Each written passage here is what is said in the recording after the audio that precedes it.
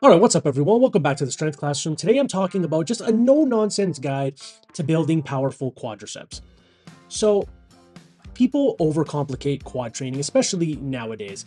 But I've looked at some things, I've scoured the internet, I've tried things on myself over the years. My thighs have always been, let's say, a big part of my physique. Now, I'm not saying, sorry, let me rephrase that. I've always said that if someone responds well to certain exercises, just I want to say unfairly, because there are some people that struggle to grow legs. I've never been one of them. So really, it could be because of my training methods.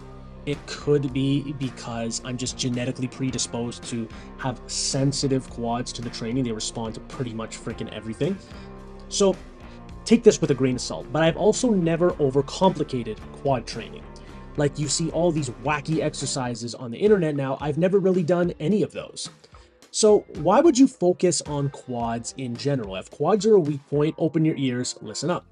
The quadriceps are amongst the body's largest muscle groups. It's positioned in front of your thighs, and they're essential for knee extension, knee stability, and explosive lower body power. So from sprinting and jumping to deadlifting and squatting, strong quads will boost your performance across the board. So some things I learned from just reading Westside Barbell articles and Conjugate Method, stuff like that have greatly influenced my training. No surprise, unless you're a new viewer to the channel.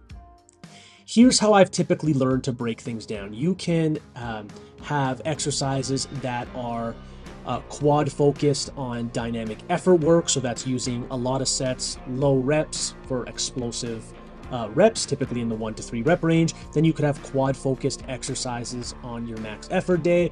It can be trap bar deadlifts, which are going to have more quads. It can be low box squats. It can be pause squats. It can be front squats. These are going to be heavy lifts done with fewer reps to build absolute strength, which is pretty much like a Westside Barbell or Conjugate staple. And then there's your accessory work. And this is where you're going to get most of your quad training in. So exercises that are specifically dedicated to developing the supporting muscles for balance and overall strength. So just to repeat, you can have a quad focus exercise for dynamic effort work, max effort work, and your accessory.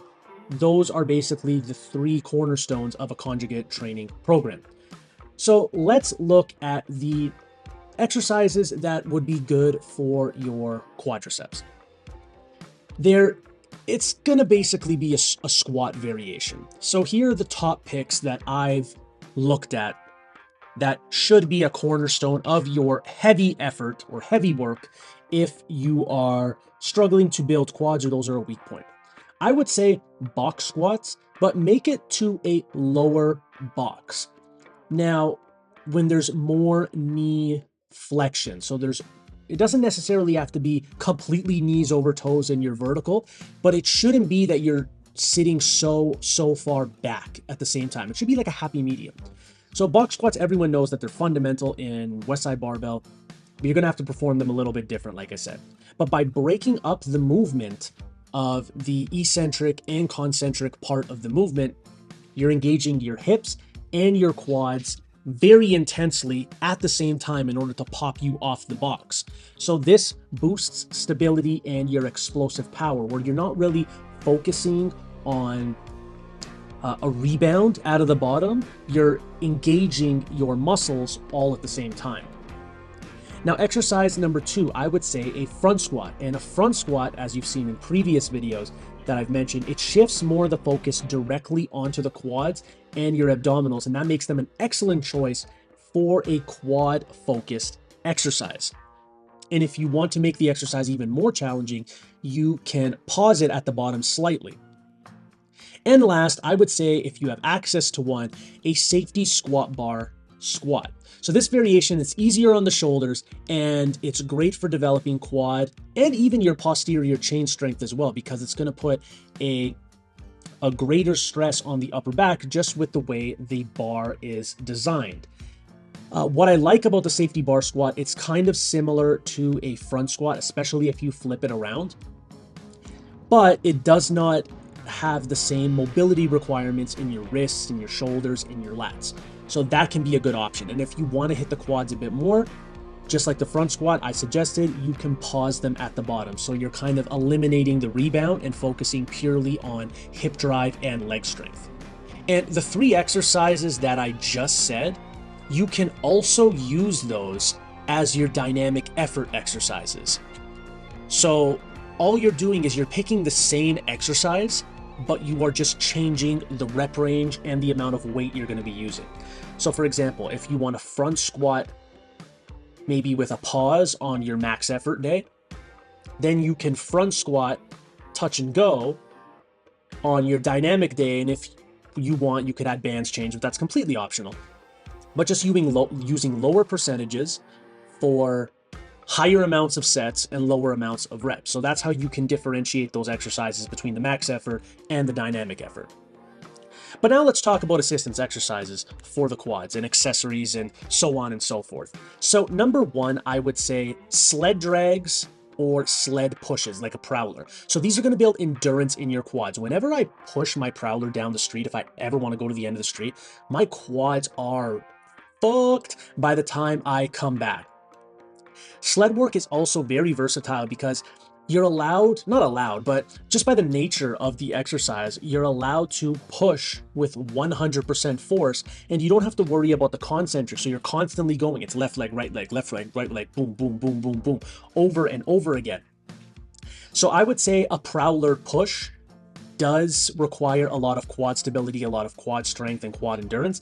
But then I would say if you have a sled, don't drag it forward, drag it backwards. That is going to hit your quads a lot more than a front or forward sled pull or sled drag, whatever you want to call it. It's not that it's not going to hit them at all if you're dragging it forward, it's just going to hit it more if you're dragging it backwards.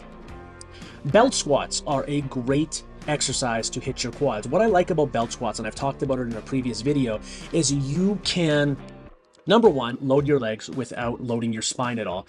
But number 2, you can change your squat form depending on how you want to squat. So if you need more hips, you can squat with your hips backwards.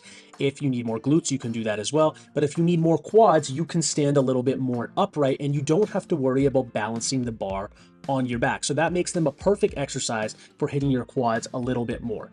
Then there are things like lunges, step-ups, split squats, those typical single-legged exercises that you would see pretty much anyone use when they're doing like isolateral or unilateral exercises for their legs. Now, what I like about these 3 exercises that I just listed, they can be changed in almost identical ways. So you can change the type of bar you're going to use. You can use dumbbells, you can use kettlebells, you can even use bands if you want to just do them for like pump work. So many different things you can do to just change not only the amount of weight that you're using, but just how the exercise feels and what other like support muscle groups are being emphasized. But all in all, lunges, split squats, and step-ups are going to hit your quads in different ways.